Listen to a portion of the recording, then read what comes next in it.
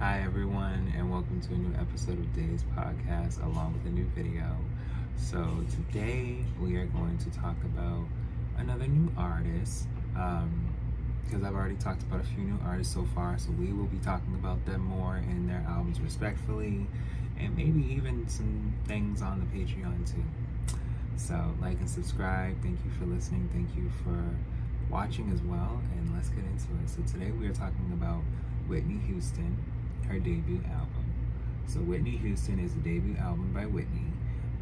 It was released February 14th, 1985 by Arista Records. The album initially had a slow commercial response, but began gaining more popularity in mid-1985. It eventually topped the Billboard 200 for 14 weeks in 1986, generating 3 number 1 singles: Saving All My Love for You, How Will I Know, and Greatest Love of All on the Billboard Hot 100, which made it both the first debut album and the first album by a solo female artist to produce 3 number 1 singles. And at this time, you know, we already heavily had Michael and Prince just dominating, and we had Madonna as well dominating. So it was just like, who's next? You know, and here she is. Janet, of course, had 2 albums already previously out. They weren't commercially successful, though. Within a year of this album, Janet, of course, had released Control, and they were friends. Let's keep that all the way real. The album topped the charts in many countries, including Canada, Australia, Norway, and Sweden, while peaking at number 2 in the United Kingdom, Germany, and Switzerland.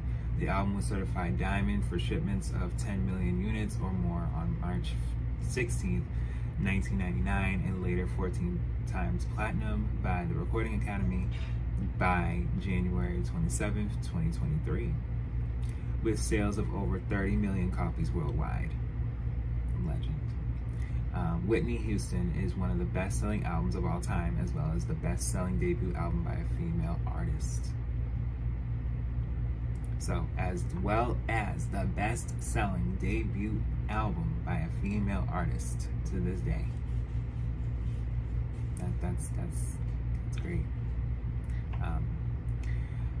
In 1986, at the 28th Grammy Awards, Whitney Houston received 4 nominations, including Album of the Year, and won Best Pop Vocal Performance Female for Saving All My Love for You.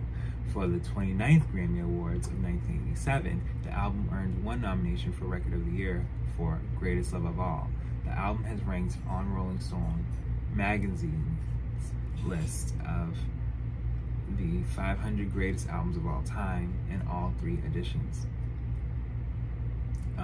In honor of its 25th anniversary, the album was reissued as Whitney Houston, the Deluxe Anniversary Edition, on January 26, 2010, and expanded edition with 5 bonus tracks, including the a cappella version of How Will I Know, the original 12-inch remixes, a booklet on the history of the original album, along with a DVD of live performances and interviews by Whitney Houston and Clive Davis.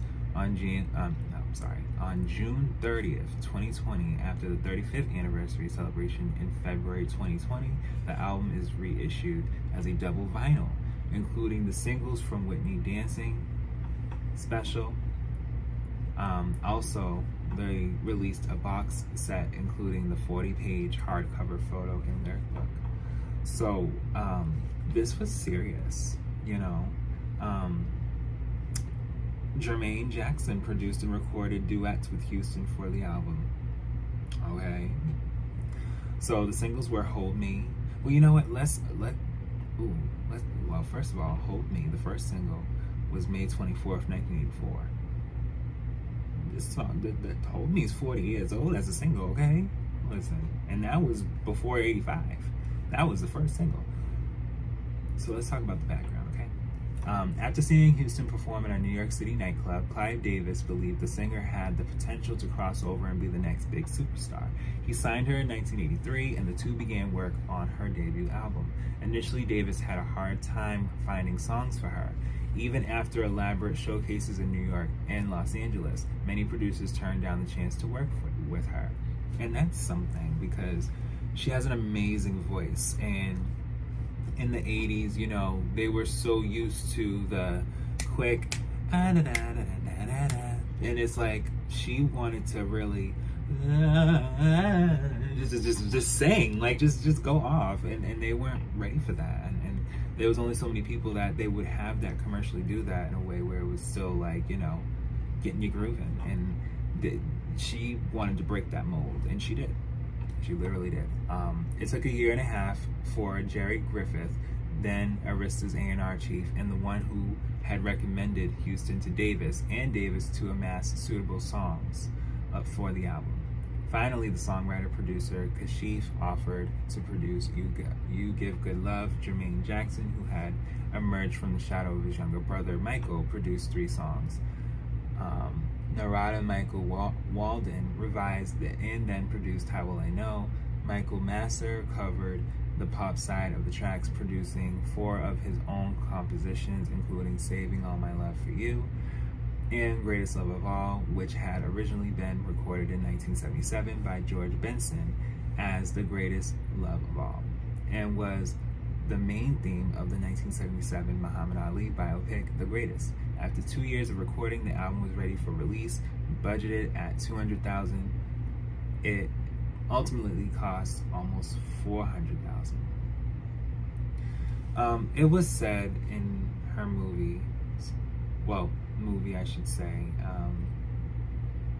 even with like what I've said in Michael's previous albums and movie, like just there was a thing with labels that they would have a small budget, but then more money was made based on the progress to put towards that.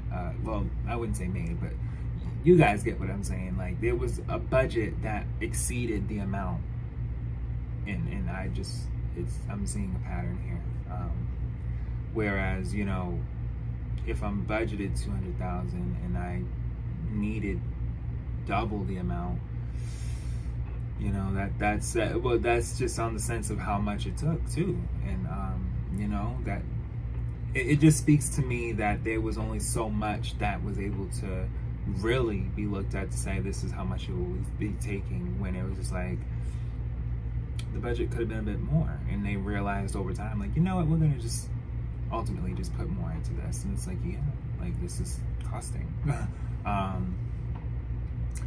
So yeah, Whitney Houston received generally positive reviews from critics, with praise for Houston's vocal prowess, although some criticism of the album's pop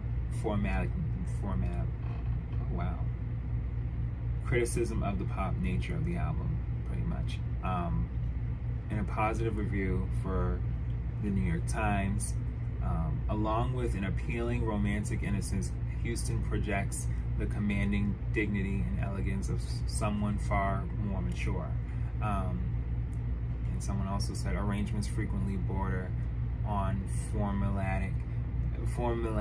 I don't know what this word is, but in other words, but such ballads as Saving All My Love for You, Greatest Love of All, and Hold Me are some of the loveliest pop singing on vinyl since the glory days of Diane Warwick.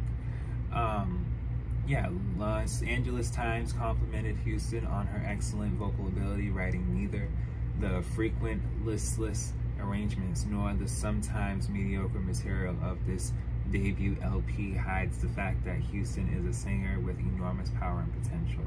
See, they had some criticism going on, like, you know, just say the album's great, child. Like, don't do her like that. And you see how I'm unbiased. I thought it was a great album. Yeah, commercial performance. Released on February 14th, 1985, Whitney Houston debuted on the Billboard top charts the week of March 30th, 1985 at number 166. Sales were slow initially. However, with the success of the first single, You Got Love. Oh, well, You Got Good Love. Sorry, y'all. With the success of the first single, You Give Good Love, the album began climbing the charts and finally reached the #1 spot on the Billboard Top Black Albums chart in June, and in the top 10 for Billboard 200, formerly Top Pop Albums, in August 1985. Yes. After 55 weeks, successive hit singles with Grammy wins led to the album eventually topping the album chart in March 1986. It was the slowest climb to the top of the charts since Fleetwood Mac took 58 weeks to reach the top in 1976.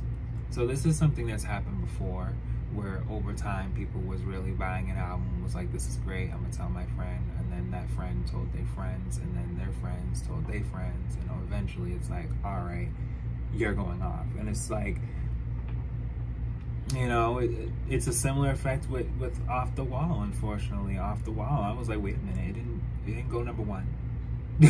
Like, what do you mean sales were not full? Like, if there was only a couple more sales before it could have went #1 and y'all just weren't here for it? Like, what do you mean Off the Wall didn't go #1? So that's, another thing. So, 166 compared to, I think Off the Wall was 3, or just, it was in the top 10 debuting, but it was just like, huh? Or like, this is wild. But yeah, Whitney Houston spent 14 non-consecutive weeks at the top of Billboard's 200 chart from March until late June 1986, which was short for a 1 week of Carole King's record of 15 weeks for the longest #1 album by a female artist at the time. It was the second longest #1 album among the debut albums in Billboard history, behind Men at Work's Business as Usual, which had 15 weeks on top in 1982 through 1983. The album remained on the Billboard 200 for 162 weeks. It also spent 46 weeks in the top 10, equaling Carole King's record for Tapestry. This record was broken in the 1990s. Houston's debut was the best-selling album of 1986 in the United States and the #1 album of the year in 1986 Billboard year-end charts, making her the first female artist to earn that distinction. She became also the #1 pop artist of the year according to Billboard. The Recording Academy certified it diamond on March 16, 1999, and later 14 times platinum on January 27, 2023, for shipments of 14 million copies of the album in the United States. The album was a success worldwide. In the United Kingdom, it peaked at #2, spending 119 weeks on the chart. It really is a legendary album. And there was touring to further promote her debut album in the first U.S. top 5 pop and #1 R&B single, You Give Good Love. Houston went on tour performing at clubs, theaters, and festivals. By August 1985, she was featured as a support act on selected dates by singers Luther Vandross and Jeffrey Osborne on individual tours. The following summer of 1986, her album generated 3 U.S. Hot 100 toppers. Houston embarked on the Greatest Love tour, performing shows in North America, Europe, and Japan. So, yeah. At first, she was pretty much touring with other artists and really building the fact that, hey, I'm out here, I'm not going anywhere. And, then she was able to do her own tour. And a lot of people do that now to this day. They don't just jump out and tour. Sometimes they just tour with other people, or they make an appearance and then they tour, So the track list is You Give Good Love, which is track 1. Track 2 is Thinking About You. Track 3 is Someone For Me. Track 4 is Saving All My Love For You. Track 5, Nobody Loves Me Like You Do, which is with Jermaine Jackson. Track 6 is How Will I Know. Track 7 is All At Once. Track 8 is Take Good Care of My Heart with Jermaine also. Track 9 is Greatest Love of All, and track 10, which is Hold Me, which is a duet with Teddy Pendergrass. So there was 10 songs. There was remixes for the deluxe when it came to the 25th anniversary. There was one track on the bonus DVD where there's, video I should say, conversations with Whitney Houston and Clive Davis. There's the next number, which is Home, I Am Changing, You Give Good Love, You Give Good Love, as far as live, and the promo music video. So there was a music video release as far as by 2010, I believe. And then as far as just the charts, as far as the UK, number 2, Swiss, number 2, Swedish albums, number 1, US, number 1, top R&B, hip-hop, number 1, number 1 in Canada, number 1 in Italian. Japan said number 4, they needed more time. Australian, number 1, Austrian, number 9, French, number 13. They, still needed more time too. She South Africa, number 1, Norwegian, number 1. She went off. And this was just the beginning of what she was able to do, because there's more albums. And when she started to want to creatively do things more, it really took her to a higher success than she even believed. And she was happy. And we will talk more about that in the next videos to come for her albums. So guys, that's the end of our video / episode. I hope you guys enjoyed it, and I'll be back with